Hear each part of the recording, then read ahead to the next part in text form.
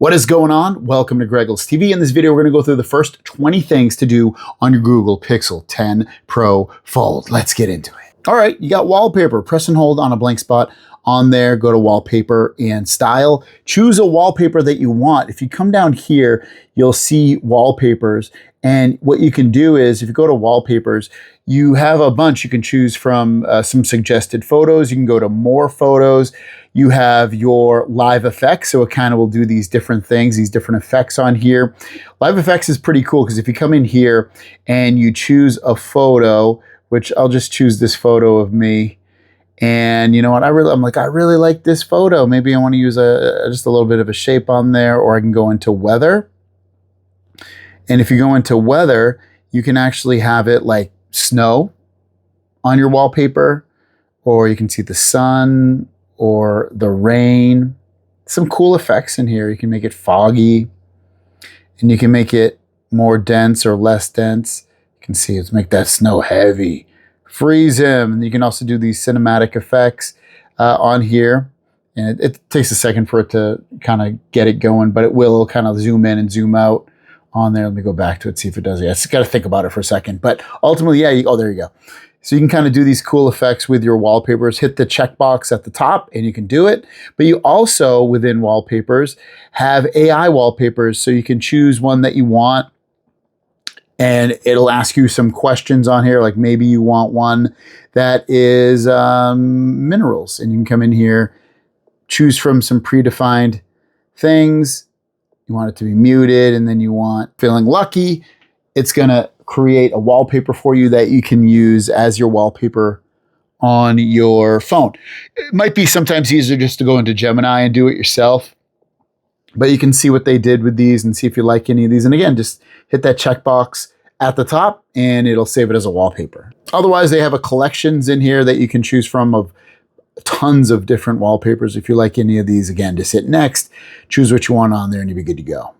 Next, on the home screen, press and hold, go to home settings. If you don't want to see notification dots, you can tap on that and you can turn those off right down there. Those are basically little dots that'll show up on your apps. You have at a glance, which is going to show you anything that you have coming up. It's usually like a little banner at the top here that will show you things that you have coming up. So if you want that, you can turn that off. I like adding new app icons to my home screen, so I keep that on. I like seeing my Google app when I swipe over from the left to the right on my Google feed. That's like literally right here. It shows you all those things. Next up, open your camera and go into video and hit your button right here that goes you into settings. Tap that. And you want to change this to 4K. Without a doubt, change your video to 4K. You also probably want to turn off where it says, you can also do up to 60 frames a second if you want. I usually keep it at 30, but if you want like super smooth video, you can do that also.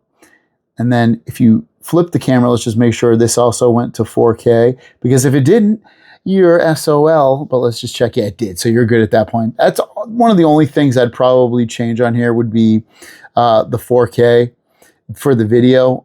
But photos, you'll also have settings. So you might want to come in here as well if you want to change it to 16:9 photos, or keep it at 4:3. And then you have other things in here too. If you want more night sight on here for photos, or if you want your face to be more smooth looking, you can choose different layers of this to be subtle or smooth or completely off like I have it. Top shot on, motion photo auto. So you have some options in there. Next, swipe down from the top here. And if you want to move any of these icons around, just hit this pencil. And you can delete them just by hitting this little line right here, or you can remove some as well. So like if you want your hotspot up here, because that's important to you, you can just hit the plus sign, and you can also just click and drag it around wherever you see fit. And then when you're done, just hit the back button. Next, from the home screen, swipe down, go into settings, go into network and internet, go into where it says internet, tap that. And go down to network preferences and notify for public networks. Turn that off. You don't want to even connect to those usually. Otherwise, anytime you go into a public placed in this open Wi-Fi network, so they're going to automatically pop up. Not safe, don't use it. Next, go into apps. Go down to default apps. This is where you can change any of your default apps. Like if you use a different browser, come in here and choose it, or a different digital assistant, come in here and choose it. Anything, different app launcher, different phone app, SMS app, wallet app, come in here and choose those. Next, go to notifications, notification history. Turn this on. This will remember at this point all your notifications that you ever got in case you miss it or you swiped it away. It'll remember it. You can come in here and see what it was. Very, very helpful. App notifications. If there's apps you don't want notifications on, this is a super easy way to just turn it on and off so it doesn't bug you. You can also tap in here, and you might even have some notifications that you want, some that you don't, like if you want it when you get updates completed, but not when you're getting payments, deals, and recommendations. You can turn those on and off. So you can really come in here and define what you want notifications on, have it be everything or just some things. Just come in here and fix it. Also under notifications, notification cooldown, you can see when you receive many notifications within a short time, your device will lower its volume and minimize alerts for up to 1 minute. I have it turned on because sometimes I do get quite a bit of notifications on a specific app, and you can make it have like a cooldown period in here if you turn that on and off. I have it on, but if you don't want it to and you just want to always have notifications, then just turn it off. Going to sounds and vibrations. This is where you can control all of your volumes for notifications and ringtones and all that stuff. If you don't want haptics on, like the vibrations when you touch on the phone, turn it off right there. And you can also control all the amount of power that it puts into it as well. Change your ringtones here. You can, and you have a bunch of free ones you can just tap into real quick. Same thing with notifications and alarm sounds. Just click in here and choose what you want. But you also have these down here, system sounds and vibrations. If you want to turn any and all of these off, like if you don't care about hearing when you're dialing a phone number, turn it off, or your screen locking sounds, turn it off. Same thing with your charging sounds, vibrations, and tap and click sounds. You can turn all of that stuff off. Sounds and vibrations, still tap on now playing. This is one of the cooler features about a Pixel phone. This will automatically hear songs that you that are playing in the background, have it be at a restaurant or a concert or somewhere else. It'll define, maybe not a concert, but it'll define a lot of what are the songs you're hearing. You can come in here and get notifications on it. You can enhance now playing by using Google search to identify songs that are not recognized by your device and provide album artwork. So if you want to turn that on, you can. And then you also have your now playing history. It'll show you what you have. You can add a screenshot to that. You can see I have a couple songs that played yesterday that I can heart. And if I do click on it, it'll go into my music app of choice. Pretty cool stuff. You can also set your default music player, which I haven't downloaded yet, but I would definitely put Spotify. But for now, I will put YouTube Music. Next, go into display and touch. If you want to control your brightness, turn adaptive brightness off if you want. I usually keep it on. It's usually pretty good for me, but you can also, if you turn it off, you can come in here and raise or lower your vibration, your brightness. Lock screen. I like to show all my notifications on here, but you don't have to do that. You can see a compact view or a more detailed view. Show viewed notifications, show silent notifications, show sensitive content, turn any and all of that on and off.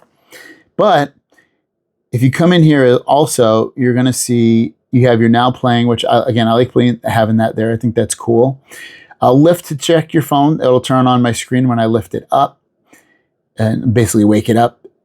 Tap to check phone. I also have that on, and I can wake screens for notifications. You're coming from iPhone. This is pretty popular. So when screen is dark, it turns on for new notifications. You can turn that on and off. If you have it on, it's going to use more battery life, but if you like having that on, it's right there. Back to display and touch. Always on display increases battery, but basically you have that on here so that when your screen is off, it's going to show the time or whatever on here for you in case you like that. Some people like it, some people don't. Always on display, we did that. Continue apps, using apps on the fold. So for this one, I would set it and keep it as swipe it up to continue. Otherwise, I'd probably do it as never.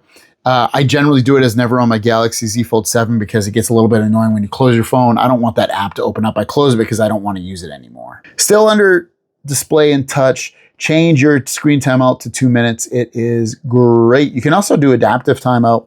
Automatically turns off your screen if you're not using your device. You can do screen attention. I like this on. It prevents your screen from turning off if you're looking at it. Definitely turn that on. Dark theme, I like my screen to be dark, but you can turn that off and you can even set a schedule if you want, like sunrise to sunset or a custom time. If you're having trouble with the screen size, come in here and you can make the screen really, really large and much easier to see. So come in here and do that. Makes your life a little bit easier. You can also turn on bold text and outline text. Then you have your navigation mode. You can just use the buttons on here if you like. I like using the gestures. They're a lot easier. And if you use gestures, you can have it so that when you use your back gesture from the left edge or the right edge, you can control the sensitivity on that. If it's not sensitive enough, pull it this way. If it's too sensitive, pull it to the left. I just keep it where it is. It seems fine to me. If you go down, you'll see adaptive tone dynamically adapts the display to warmer or cooler tones based on ambient lighting. Keep it on if you want. I usually turn it off. Colors, I keep them to adaptive, and it kind of shows you what the difference is here. I don't like natural colors on a phone. And also, color contrast, I set it to high so that it's more color rich. Not a huge difference, especially you can notice it on like the white writing, but basically I like the colors to be a little bit more contrasty. Next, go to battery and then battery percentage. Turn that on. It basically lets you see your battery percentage inside of the battery icon. It's a great feature. I love it. I keep it on there. If you're worried about your battery health, you're going to keep this for a really, really long time. You can come in here and change your charging optimization. So generally, I don't keep my phones long, so I use charging optimization. I turn it off, but you can have it on here, and it will basically finish your charging right before you wake up. But sometimes you wake up early and you might not be fully charged, so just know that. Also, you can limit your charging to 80%. They do that on Teslas. You might want to do it on the phone too. You might not, but generally, I turn this stuff off. I want my phone to just charge really quick. System is next, and if you come into System and go into your gestures, there's a couple of gestures on here you might want on.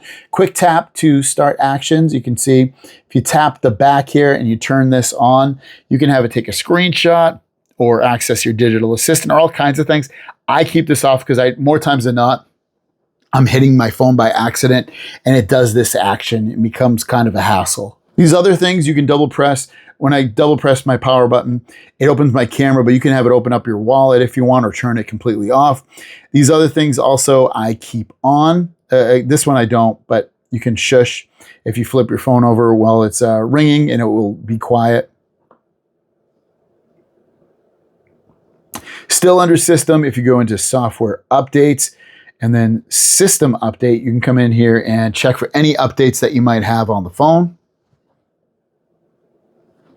Scrolling down still here, there's a couple things. Magic Queue, this is probably on, but if it's not, basically Magic Queue uses AI to proactively show useful details and time-saving actions relevant to what's on your phone.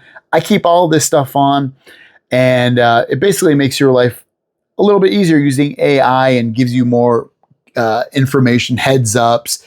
Hey, you might want to know this. You know, if you got something coming up on your calendar, or it kind of scans all that stuff and keeps you in the know. And there you go. Those are my first 20 things to do on your Pixel 10 Pro Fold. If you want to pick this up, it's linked down below. Thanks for watching. Have a great day, and we'll see you down the road. Peace.